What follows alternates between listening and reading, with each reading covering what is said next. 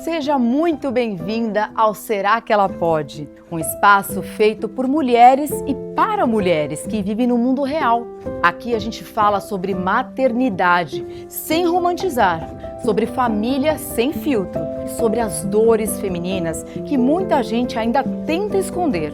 Porque sim, a gente pode, deve e precisa falar sobre tudo isso. Chega mais, respira fundo e vem nessa conversa com a gente.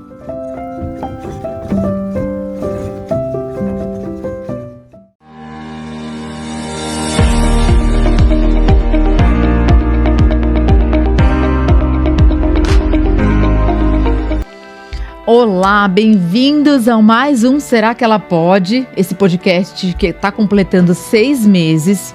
Foi um projeto que nasceu do nada. Gente, é isso mesmo, do nada. Ele veio de uma mentoria, ele veio de uma... Nossa, de tantas formas de cura.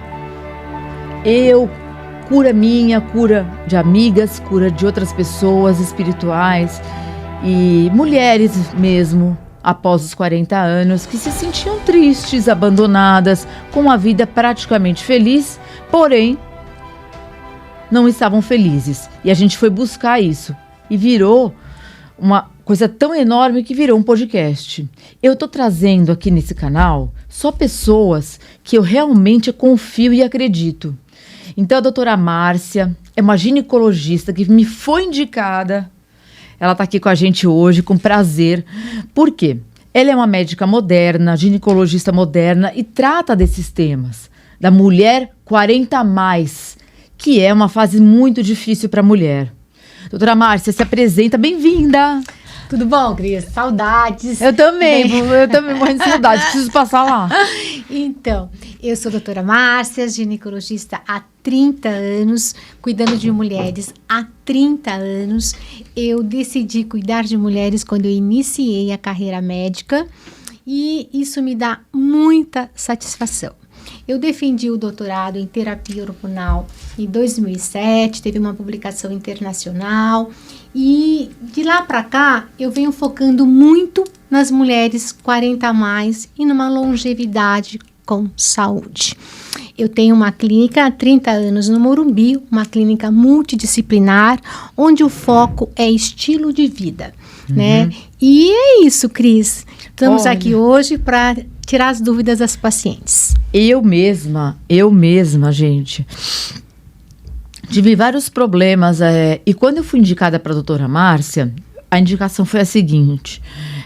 De uma amiga próxima, ela falou assim, eu me sinto tão cansada, eu me sinto esgotada. Mas assim, foi de uma hora para outra, uma sudorese, um calor, uma quentura, que eu falei, não é normal. Eu falei, o que é isso? E via pessoas mais velhas, amigas mais velhas, correndo maratonas. Aí eu falei, não, peraí, tem uma coisa errada comigo. Será que é essa queda hormonal? E aí eu fui procurar a doutora Márcia, que fez uma bateria de exames. E aí nisso a gente detectou alguns pontos que estavam faltando no meu organismo e que faziam com que isso acontecesse. Após esse exame, ela é uma pessoa super assim... Gente, eu indico, sabe por quê? Porque é uma pessoa que fala a nossa linguagem, entende? Quando você vai no obstetra, você fica meio travado e tem medo de falar, às vezes, alguma coisa. Quando você fala para uma outra mulher que tem conhecimento e estudo, é completamente diferente. Ela te entende, não te julga e te ajuda também. Né, doutora? A gente fez um tratamento. Eu fiz um tratamento com ela, por isso que eu só trago quem eu confio. E vou voltar. E é extremamente plausível, normal, as mulheres 40+, sentirem calores, os famigerados fogachos, a fadiga, o brain fog. Por quê? Porque nós temos alterações hormonais importantíssimas nessa fase, né? Nessa fase, ou seja, qual o primeiro hormônio que começa a declinar? A testosterona a partir dos 30 anos, só que ela não faz isso, ela vai declinando lentamente. Aí depois tem a progesterona, que começa com a irritabilidade. Quem aos 40 anos, Cris, que não tem irritabilidade? Quem aos 40 anos não tem um sono ruim? E isso é principalmente pela progesterona. Aí o estrogênio é o grande vilão desses fogachos. Aí a paciente já tem um declínio de testo, de progesterona e de estrogênio. E aí foi quando você foi que a gente acabou cuidando, não foi? Teve melhoras. Melhoras, assim, em 3 meses. Muito mais pique, disposição.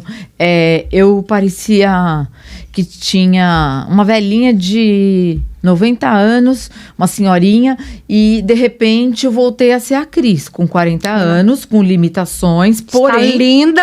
Porém, com as orientações da doutora, forma de exercício, físico, libido, gel, pomada, exames, tireoide, tudo ela checou em mim. Até o histórico de filhos, de partos. Então, gente, assim, eu digo para vocês, quando vocês procuram um médico, procurem um médico que você consiga falar com ele as suas experiências, as suas expectativas e traga resultados. Aí ela me indicou uma farmácia de manipulação confiante, então eu fui na farmácia que a própria médica indica. Por quê? Porque ela confia, preços melhores, e aí manipularam do jeito que ela queria. E assim, né, Cris, eu ainda gosto, muitas vezes o estrogênio e a progesterona eu mando comprar na farmácia, mas a testo a gente manipula. Manipula, porque né? Existe, eu acho até um preconceito. Nós não temos testosterona para as mulheres. O único país que tem é a Austrália. A Austrália tem trabalhos fantásticos hoje e a gente acaba tendo que manipular e tem que ter uma farmácia de confiabilidade para testosterona, né? Então, doutora, eu até queria tirar uma dúvida minha, e tem uma moça que está perguntando aqui, a Tatiana. Sim, claro. Olha, ela quer saber e eu também quero saber.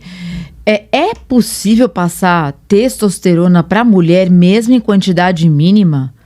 Olha, eu vou te contar um caso da minha clínica, né? O paciente chegou, eu também trabalho com reprodução, né? O paciente chegou para fazer reprodução, para que ela estava na menopausa precoce, e eu dosei os exames dela e do marido. Uhum. E ela estava com testosterona de 350. Eu falei, peraí, você está usando testosterona? Ela falou, não, doutora. Não, eu falei, mas testosterona de 350 é quase testosterona, né, de homem. Ela falou, será que eu pego do meu marido? Ele usa. De abraçar o parceiro, ela estava com uma testosterona de 350. Então, é muito perigoso, inclusive, com crianças, né? Então, eu lembro que você me falou. É isso. Tem cuidado quando for pegar seu filho. A hora que vai colocar, o horário que vai usar, tudo isso é muito importante. E, doutora, mas assim, a resposta você não me deu. Sim. A gente pode ou não usar? É recomendado? Por que eu tô te perguntando isso? Sabe por quê? Usar como? Usar a testosterona manipulada para determinados casos, porque como ele é um hormônio masculino... A testosterona é o seguinte, ela é indicada por todas as sociedades para a síndrome do desejo hipoativo, para baixa libido, tá? Isso é o uso oficial que você deve usar. Tá. Entretanto, contudo, as pacientes que vêm ao meu consultório, você já passou por isso? Ela vem com baixa libido, fadiga, cansada, com perda da massa muscular e a testo melhora tudo isso. Entretanto, para as sociedades, ela é só indicada quando você tem a baixa libido. Tá. Mas não tem problema com a médica, um médico, uma pessoa preparada, né, certificada, manipular isso. Porque eu fui falar para uma amiga, comentando assim, nossa, eu passei na doutora Márcia, foi super maravilhoso, ela passou um creminho para mim, a dosagem mínima permitida, viu meus exames de sangue, mas quando eu falei que era testosterona, que é um hormônio masculino, que os homens, vocês deviam dar valor, viu? Ao que vocês têm, porque esse hormônio é maravilhoso. Me deu um up. eu tinha mais vontade de fazer ginástica, mais disposição, mais tudo. Mas, Cris, existe preconceitos, né? Então, por que a testosterona é realmente para síndrome do desejo hipoativo? Porque não tem trabalhos que comprovem o contrário, tá? Mas, entretanto, nós nem dosamos a testosterona corretamente. A testosterona nos laboratórios são dosadas por imunissaio. Deveria ser dosada por cromatografia, por espectrometria. Nossa. Então, não dá nem para fazer trabalhos científicos, porque a dosagem não é correta. Então, a clínica é soberana. Se a paciente chega no meu consultório queixando-se de baixa libido, o exame, teoricamente, não vale de nada. A clínica é soberana para eu passar testosterona. Agora, eu vou passar em doses fisiológicas. Tá. E assim, qual que é o máximo que uma mulher pode tomar de testo, por exemplo? Primeiro, mulher não toma testo. É contraindicação relativa absoluta de você usar testosterona oral, tá? Testosterona não pode ser usada oral. Ela é transdérmica, tá? Olha, uma menina tá perguntando isso, que eu acabei de te perguntar, Fabiana. Ela pode causar danos hepáticos, tá? Então, a gente usa em géis, por isso. E a Austrália que tem um adesivo, a gente não tem ainda, tá? O gel, doutora, ele não vai pro fígado, é isso? A via transdérmica, ela já... Quando eu uso oral, eu passo 2 vezes pelo fígado. Uma para filtrar e a outra, a segunda via. Então, quando eu uso transdérmico, eu passo uma via só. Então, é menos hepatotóxica, menos lesiva para o fígado. Olha, então tá. Então, mas é um período que você tem que fazer isso para dar um up, para dar uma sensação melhor, para... Aí a clínica é soberana. Cada paciente é uma paciente, nós temos que individualizar cada caso. Cada caso é um Ela caso. tem que vir ao consultório. As minhas pacientes que usam terapia hormonal, eu iniciei a terapia hormonal. Eu tenho os exames antes e eu vou ver depois como ficaram em 60 dias. E as minhas pacientes passam de 6 em 6 meses e eu tenho controle do endométrio dessa paciente e da mama. São 2 coisas que eu faço questão de estar abordando sempre.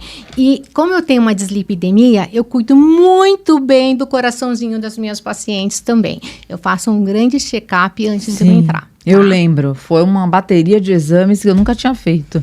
E aí só então que você me receitou alguma coisa ou outra, depois tirou. Sim. Eu, doutora! Eu controlo muito, vejo se tem placas. Hoje é muito importante isso. As próprias sociedades, a europeia e a americana, às vezes indicam se a paciente tem uma dislipidemia, às vezes fazer uma tomografia com score de cálcio para ver se não tem placas. Porque todo cuidado é pouco. Né? Então, acho que existe um preconceito quanto à terapia. Ela é excelente quando bem indicada e individualizada. Tá. Doutora, deixa eu te fazer uma pergunta. Você era antes obstetra, não fazia partos? Fiz muitos partos. Pôs muitas vidas ao mundo. É uma coisa que eu tenho muito... É uma energia muito boa. Por que, doutora, separou? Eu até tomei um susto, porque... São fases da vida, né? A vida, meninas, são feitas de ciclo. Né? Tem a adolescência, a juventude.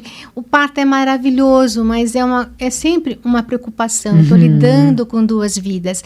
E eu estou numa outra fase, com outros olhos para as mulheres. Eu tenho 61 anos, então eu estou já pensando numa longevidade. Eu tenho que dar espaço para uma moçada que está vindo aí com energia, né, médicos novos.